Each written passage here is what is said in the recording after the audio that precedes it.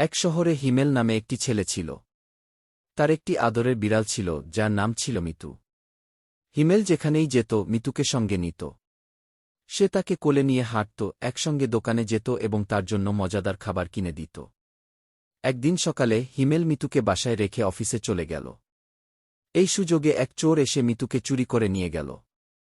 চোরটি তাকে একটি অন্ধকার ঘরে বন্দি করে রাখল। হিমেল কাজ থেকে ফিরে এসে দেখে তার আদরের মিতু নেই। সে অনেক খুঁজল, কিন্তু কোথাও তাকে পেল না। হতাশ হয়ে সে রাস্তায় বের হয়ে খুঁজতে লাগল। সে জানত না মিতুকে যখন চুরি করে নিয়ে যাওয়া হচ্ছিল তখন একটি পাখি সবটা দেখে ফেলেছিল। হিমেল যখন প্রায় আশা ছেড়ে দিয়ে বাড়ি ফিরছিল, ঠিক তখনই তার কাঁধে একটি ছোট্ট পাখি এসে বসল।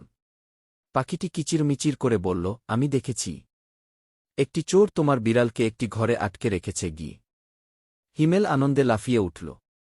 পাখিটি পথ দেখাল এবং দুজনে মিলে সেই ঘরে গিয়ে মিতুকে উদ্ধার করল। এরপর তারা চোরটিকে ধরে পুলিশের হাতে তুলে দিল। বাড়িতে ফিরে এসে হিমেল আর মিতু একে অপরকে জড়িয়ে ধরল।